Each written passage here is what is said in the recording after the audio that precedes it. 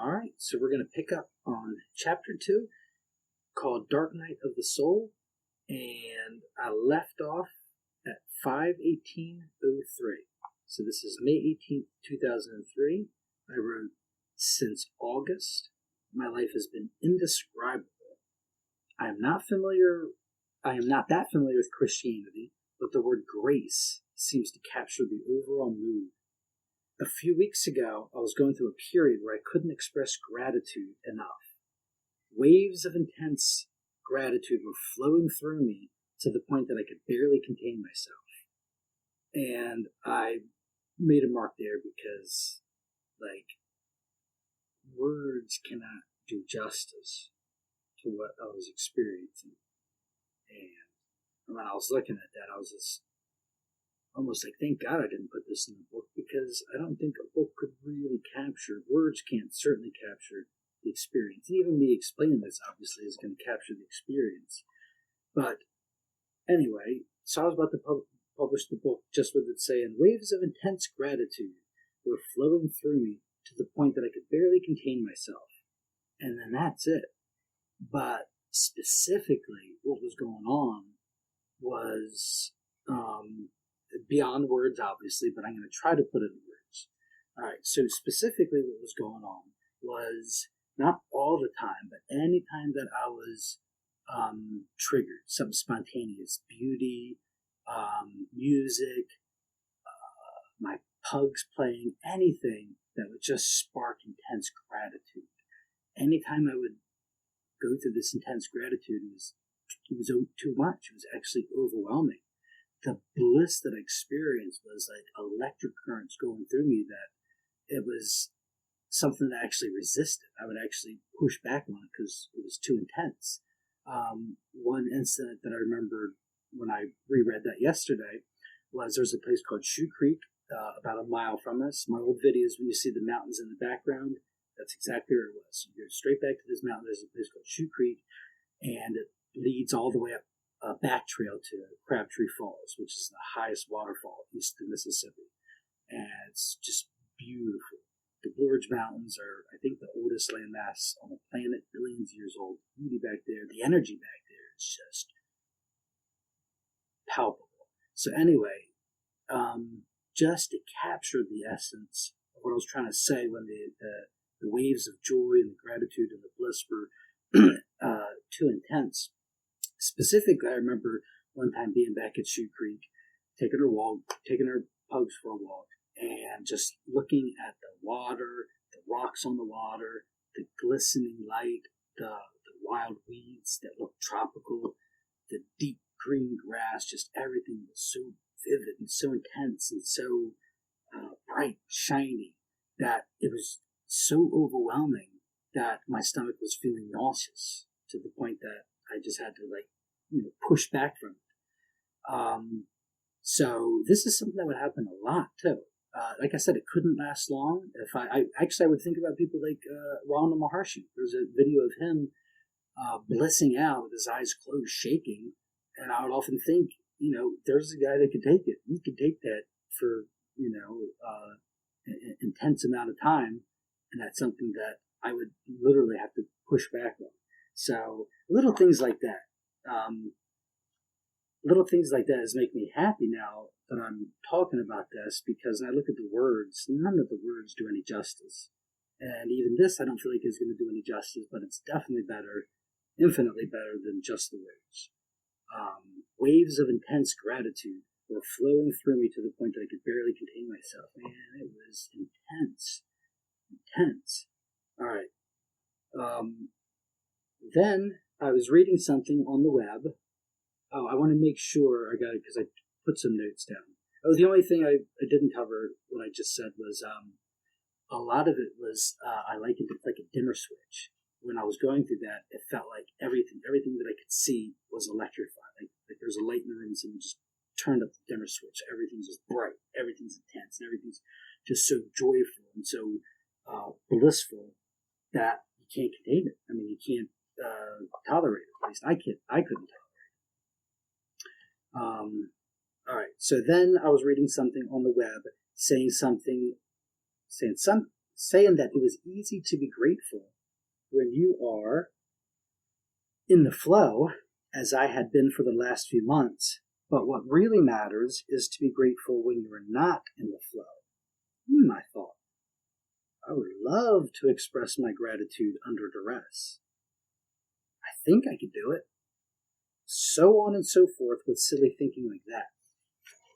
Sure enough, a week later, and all hell broke loose. Within a week, I found out that we owed lots of money to the IRS instead of vice versa, as I had anticipated.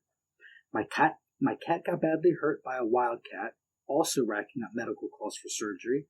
The transmission locked up in the car, leaving me carless, living out in the middle of the mountains. My wife got hit with a very expensive and unexpected dental bill.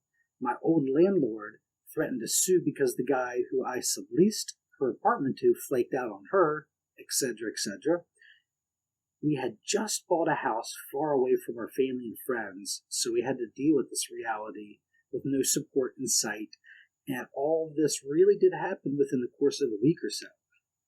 So the situation was such, and still is at the time of this writing, that I have no idea how all this mess will take care of itself. Well, after several months of virtually unimpeded bliss, and actually I crossed out bliss and I put in the word joy, because I think that's an important distinction between joy and bliss. Bliss, I always use capital letters because bliss, I refer to bliss as that electric energy, that's just the foundation of what we are. And joy is, the joys we find in life. After several, and the difference is the bliss, like I say, that can't be sustained, at least not for me, or I can't imagine anybody sustaining that. But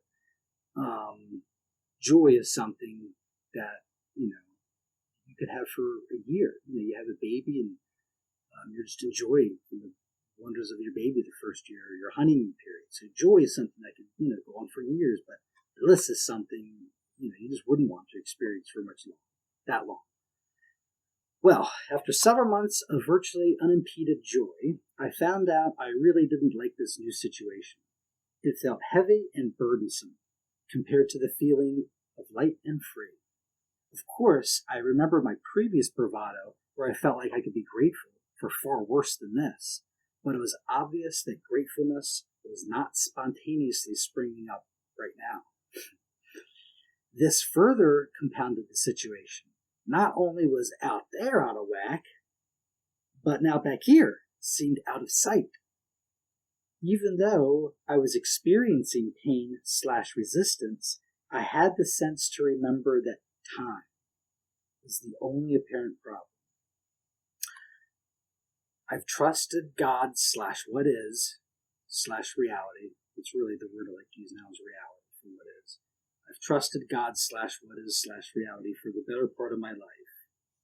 So I wasn't in a doomsday state of mind, but I did not enjoy the uncertainness as I had before, when what is was always enjoyable.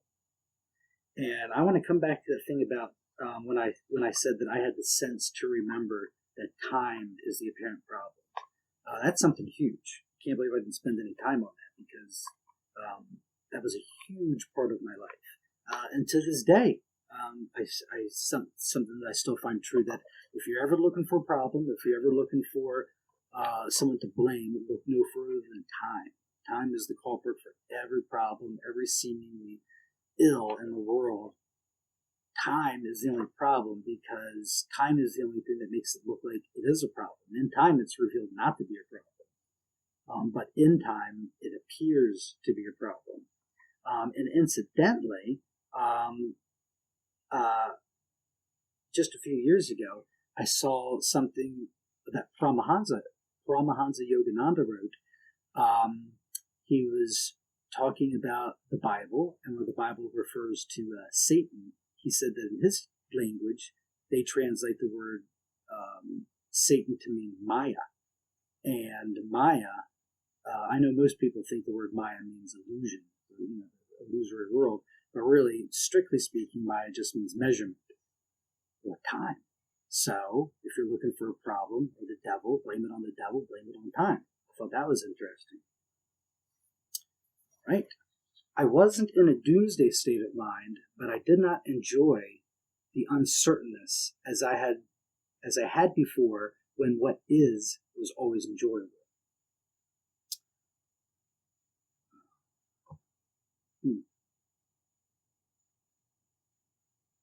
I remember thinking it is very important that I am here for the pain. This may never come back around with all its intensity.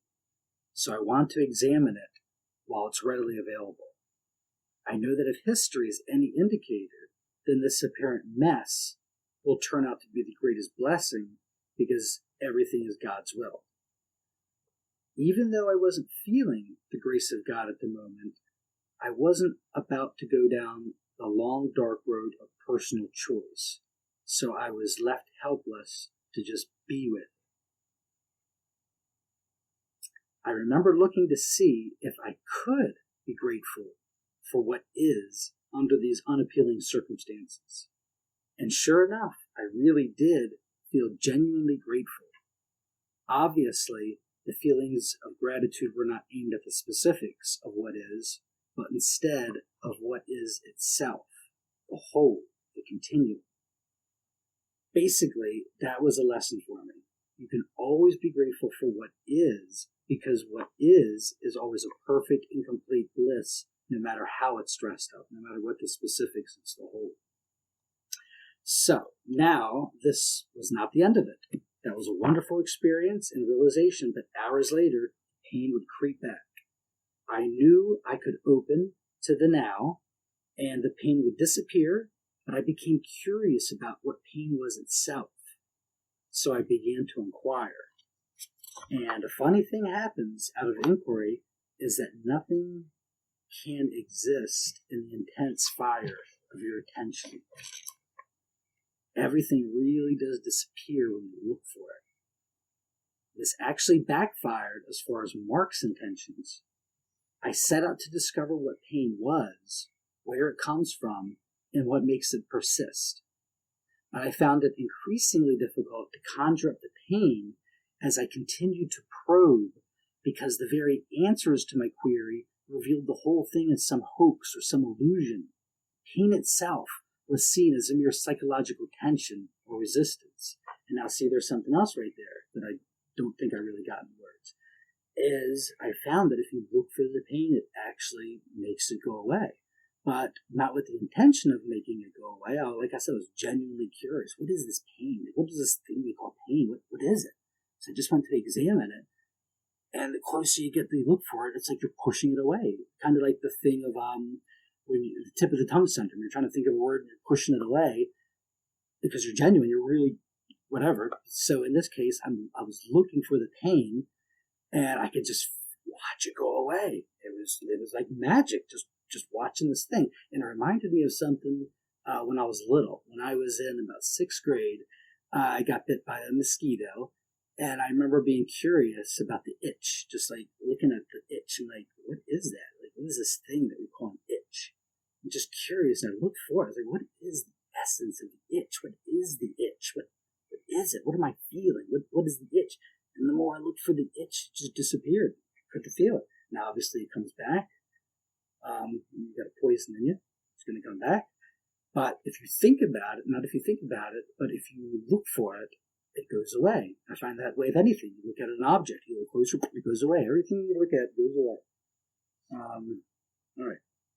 So careful inquiry revealed the source of the pain to be a single arising thought, which is met with resistance in my mind. So I think that's what I was talking about. The pain is just this resistance. So when you look for the resistance, you have to release the resistance to look for the resistance, which release is not resistance. It's the opposite of resistance. All right. So the experience or persistence of this pain comes about when the single thought is followed and identified with by attention. Attention's always everything. Always everything. More thoughts arise and are followed to the extent that you soon have a whole chain of thoughts, creating an imaginary world where danger is appearing to be imminent to the mind. the whole thing becomes a closed-loop circuitry system that propels itself with the momentum of identification. Well, seeing that pain is mere thoughts. Oh, no. Well, seeing that pain is mere thoughts actually makes it harder for the pain to arise because it's recognized as such, and it's just hard to make believe when you're really paying attention. So, in summation, the way to make anything disappear, including anger, self, worlds, problems, universes, etc., is to simply look for it. Truly and sincerely look for it. If your intentions are to make it disappear, then that may be a whole different story. Don't know, never tried it. I imagine the very movement of the mind would attract that which you wish to rid yourself of, but anger is not a bad thing at all. And I should put a parenthesis in here. This post is, I was answering someone's question about anger. But anger is not a bad thing at all. The question was probably, can I use this to get rid of anger? But anger is not a bad thing at all. It is natural as happy, it is as natural as much as happy is. It's when you seek one half of the pole, one half of the circle, happy but not sad, that brings about suffering, because it's not complete.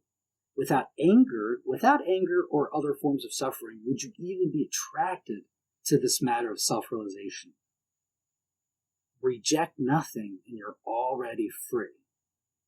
All right, now I took notes here because I didn't like it. Now I don't mind it so much, but for some reason I read this last night, I didn't like it. I was like, I just want to scratch this out. Most of the things, everything that I'm reading, most of it's like, I don't like it, I want to scratch it out. But I'm resisting that. But I did want to make a comment about that, why I felt like, why I wasn't comfortable with that, why I stammered over it. When I'm just telling the guy, oh yeah, anger's not a bad thing at all. It's as natural as happy is. That's just a phase I was in at that moment. And now I'm looking back at it, why am I trying to discourage that guy from trying to deal with his anger, get rid of his anger? I was projecting my phase. And what I was going through that was so recent after Enlightenment. And if you've ever heard of the Zen Gates, the way Zen Gates is described, I'll just, it's brief, but it's,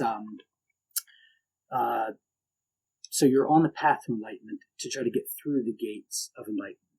But once you get through the gates, you realize there were no gates in the first place.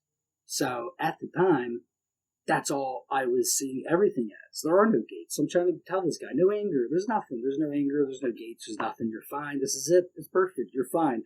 But now many years have passed and I've evolved. And so I've seen that, that's not necessarily what that guy needed to hear. So again, it gets back to it is and it isn't. Sometimes a good answer would be, hey, anger is not a bad thing at all. Don't try to not be angry. But then sometimes, work on your anger. It's not fun being angry. So anyway, I just wanted to address that.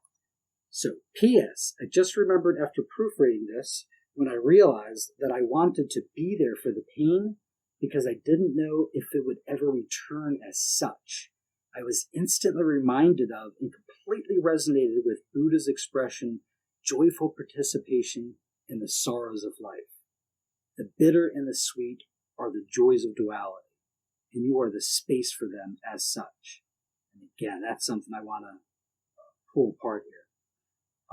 When I said that I wanted to be there for the pain because I didn't know if it would ever return as such, that's the whole thing. It's like it doesn't matter that you're everything. That you, the person that's listening to this, you are every single person in the world. You're the only person. You're the only person that will be. You'll be here forever.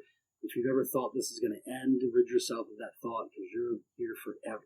But even though that's true, it's also equally true that it will never be right here again. So it's kind of irrelevant in a sense that you're everything. You'll be everyone and every time and every place because you'll never be right here again. Right here is precious. If you look at it, if you make it precious, that's something I go back and forth on too. We make things precious, but I'm fine with that. It's precious. I make it precious. I get that. I make preciousness, but it is precious because I make it. I get both things. All right. Where are we? So next is 6/18/03. We go ahead about a month, June 18th, 03. And I write, I can't explain. Oh, no. I want to go back. there was another point I wanted to go back to with joyful participation in the sorrows of life. That's one of the things. There's a few phrases, there's a few sentences that could be, for me, a religion in themselves. My religion. And this is one of my religion could be simply joyful participation in the sorrows of life. That's everything. That's the it is and it isn't. That's the two sides of the circle. That's the triune. That's everything.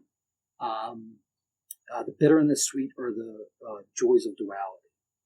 So yeah, joyful participation in the sorrows of life. That's something that encapsulates everything in one sentence.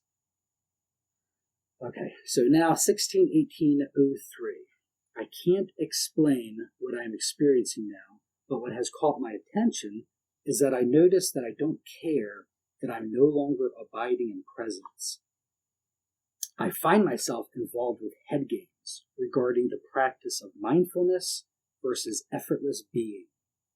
But even as that struggle seems fine, as I'm watching it all, what does concern me is the very fact that I genuinely don't feel like I have to do anything anymore, but I still notice discursive thinking and identification that has not been around in many months.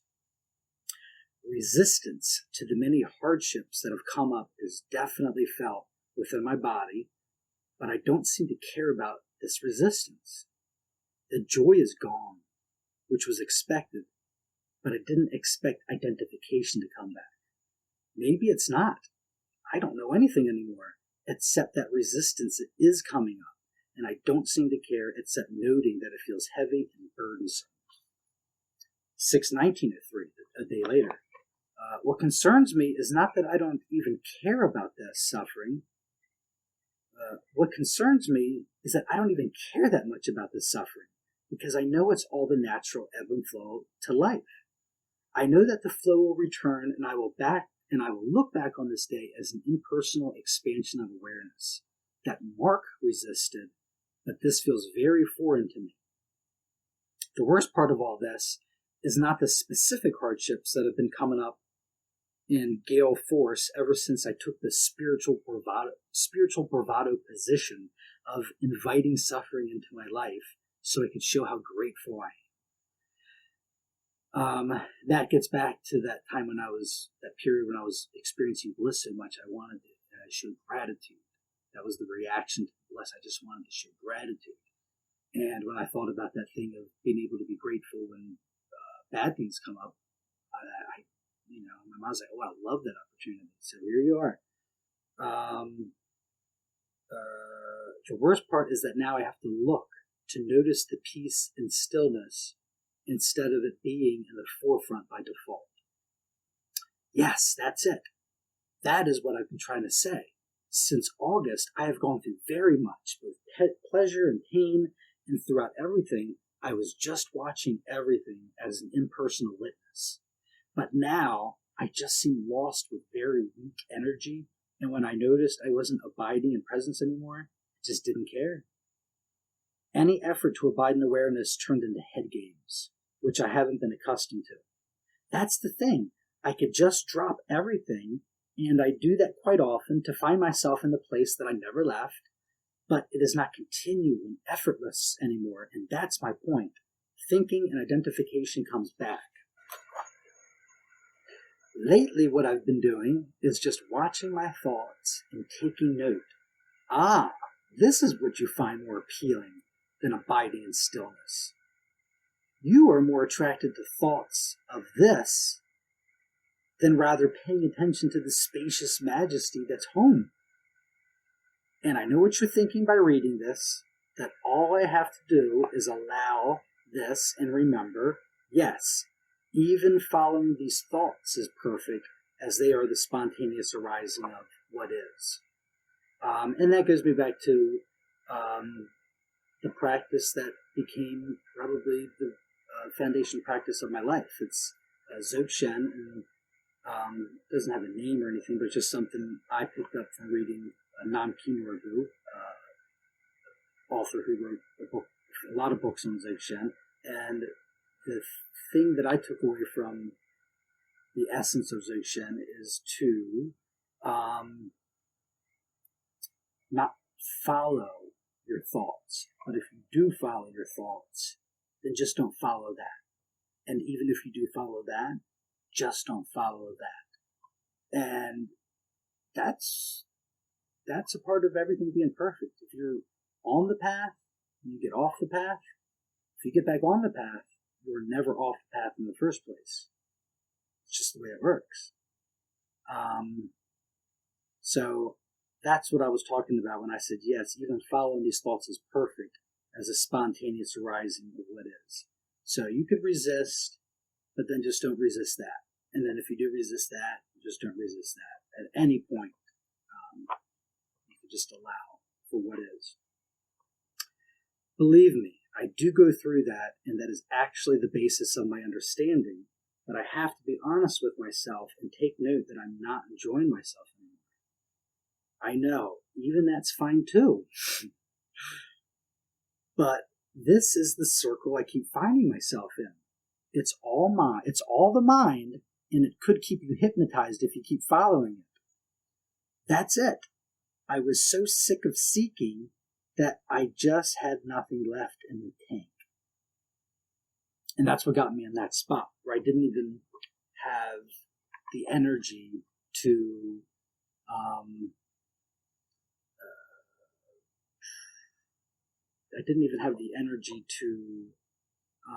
care that I was not abiding in presence continually.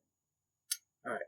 So I did get a good flash today that reminded me that this is all an impersonal unfolding. This is all an impersonal unfolding, and I saw that I will automatically lose interest in these thoughts after things wind down of their own accord, just as always. So I guess maybe I did buy into the idea that I would never get lost in identification after seeing who I am. But the thing is, before thoughts would come, and even identification would come, but I was always there witnessing it all with no effort. And now I feel like I have to remind myself to abide as the witness. On 6/21/03, I write, I remember like a year after I saw the world, including Mark, appeared on a movie screen in front of me. I was lying in bed, lost in thoughts and identification, and it occurred to me, you're behaving as if you never saw the truth. It was such a strange feeling because I was probably in a state of identification for a couple weeks, or at least days, and suddenly it occurred to me, wow, you're really acting like and feeling like you never saw that all of this is unaffecting who you really are.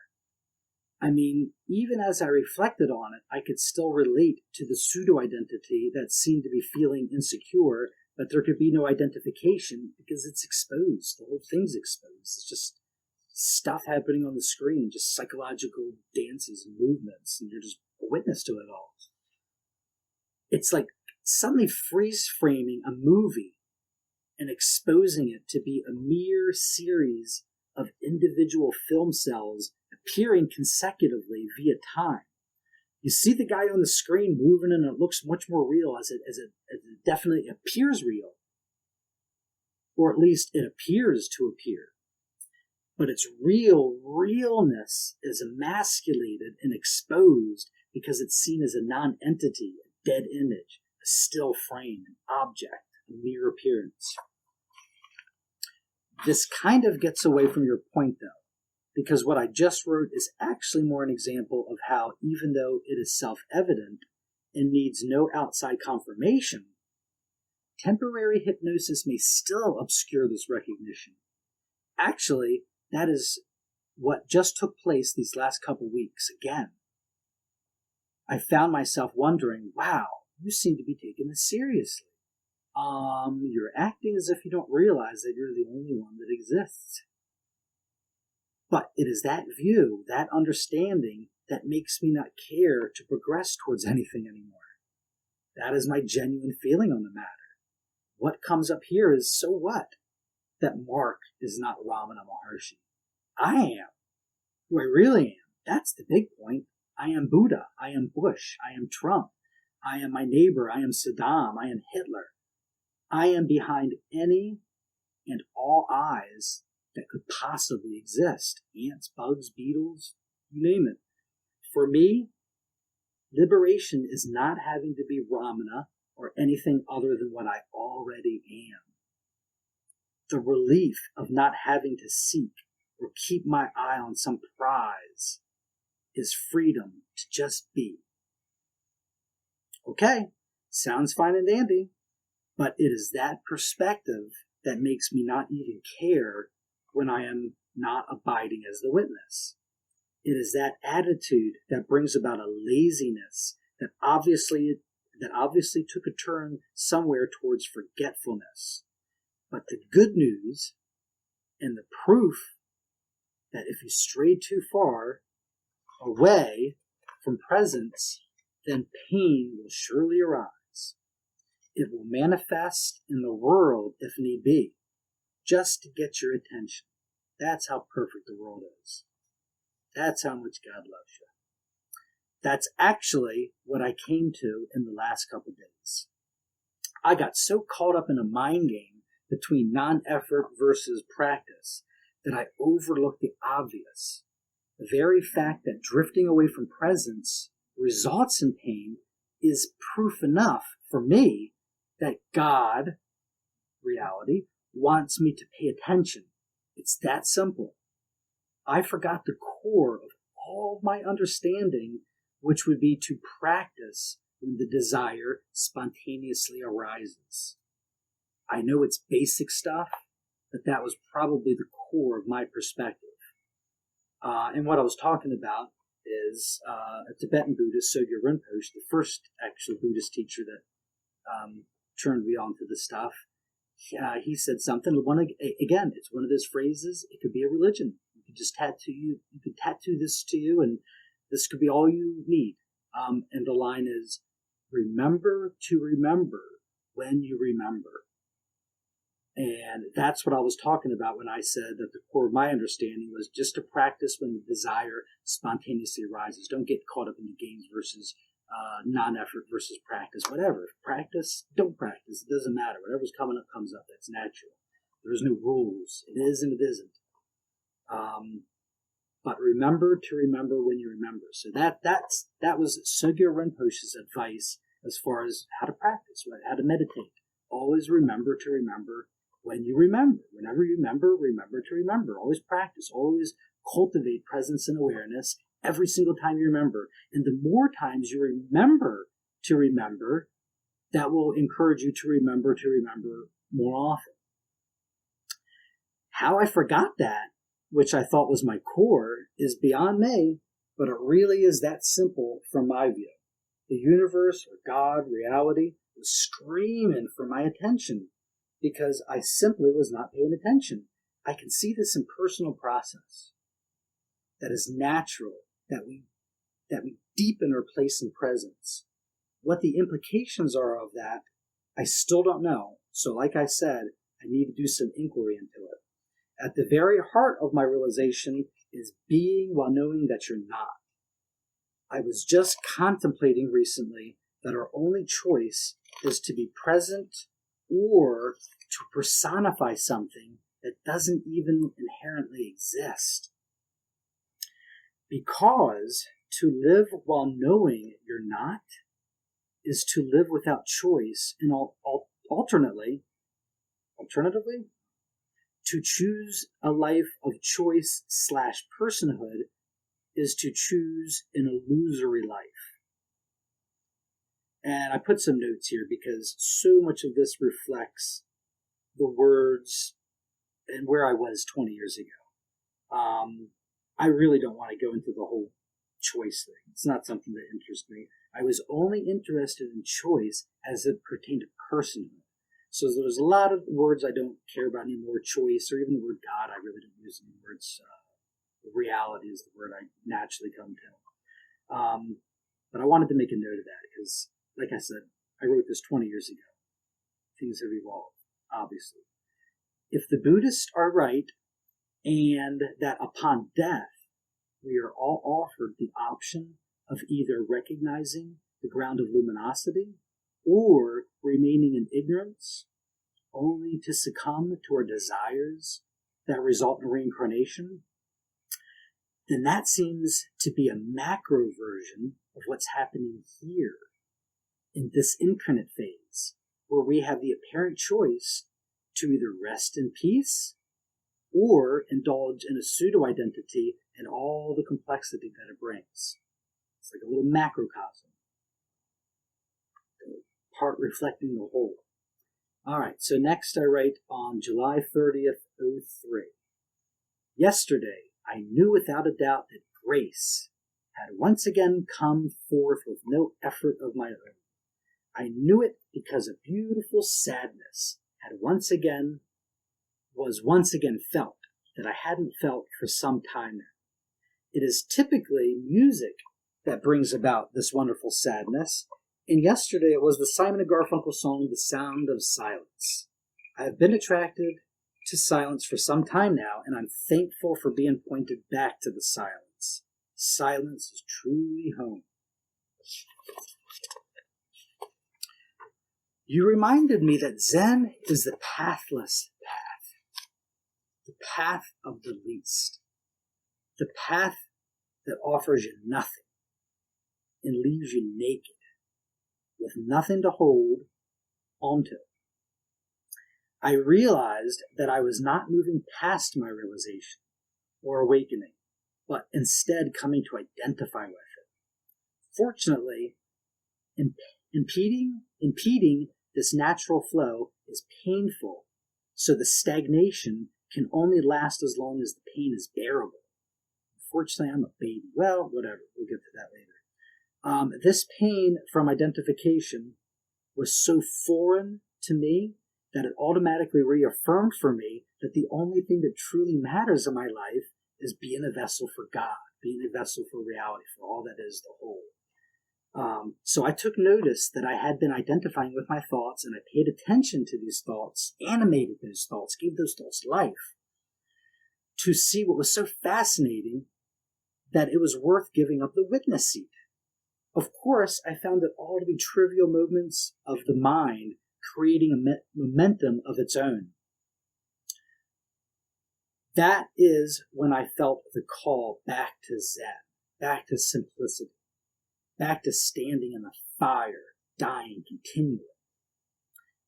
I had begun to lose interest in following most of the thoughts that continued throughout the day. The peace of the silence had an avalanche effect, leaving me thirsting ever more silence. As I had lost myself more and more to this hopeless and helpless place, I found only affirmations that God or silence is all I want. To witness the moving world from the place of stillness is the greatest expression of sincere living. Perhaps now I may even appreciate the stillness than ever before. The contrast only reaffirms that which is true. Yesterday, on my way back home from work, I had heard a beautiful song, To Serve with Love by Lulu, that always touches me very deeply, not necessarily for the lyrical content, but the mood is so moving that it could bring tears to my eye. Sometimes during this song, the most beautiful sometime during this song, as I'm listening to the song, the most beautiful sadness swept over me, and I only then realized how long it had been that this particular sadness had come into my life. It is not an ordinary sadness, such as that of loss, but a deep, powerful, joyful, perhaps a celebrational sadness. A celebration sadness. The best way I could describe it is experiencing nostalgia for the now. Sadness that only comes when you are acutely aware of your non-existence. Sadness that only reveals itself when you are so absent that you are intensely in touch with the nature of impermanence, so vividly that you somehow become sentimental about the now as you know nothing is happening. It is perhaps the greatest joy, the bittersweet knowing that you are actually nothing but finding yourself as the loving space for all the appearances that come and go. I'm extremely grateful to life and all of its expressions. And it ends with a journal from 8/14, I think the following day, I don't know, 8/14/03. I had a nice weekend with family, and I noticed something on the way home. This was one of the first times that I seemed to remain completely unaffected by the visit. In the past, the further I went off in the deep end, the more I dreaded meeting with my parents and family. I knew they expected a person that was no longer there, and they never understood the mystical stuff. So it was not like I could express what I was going through. So usually I left Maryland feeling drained, with many residual thoughts about how much I felt like an actor that didn't enjoy his role. The last couple visits, which were last year, this stress was not present because of the breakthrough experience in August. So the last time I saw my parents was days after I had the Enlightenment experience, so no problem that day. But this was the first visit that I felt absolutely nothing at all. I met with all my family members as it was a big party and even spent some intimate time with my parents. But on my way home, I realized the whole visit felt no different than it did before I left, than it did now. In other words, being with everybody felt exactly like it did when I'm by myself. And that's it. That's chapter 2, Dark Night of the Soul. So stay tuned. I'm going to come back for chapter 3, and we'll pick up from there. Thanks for tuning in. See ya.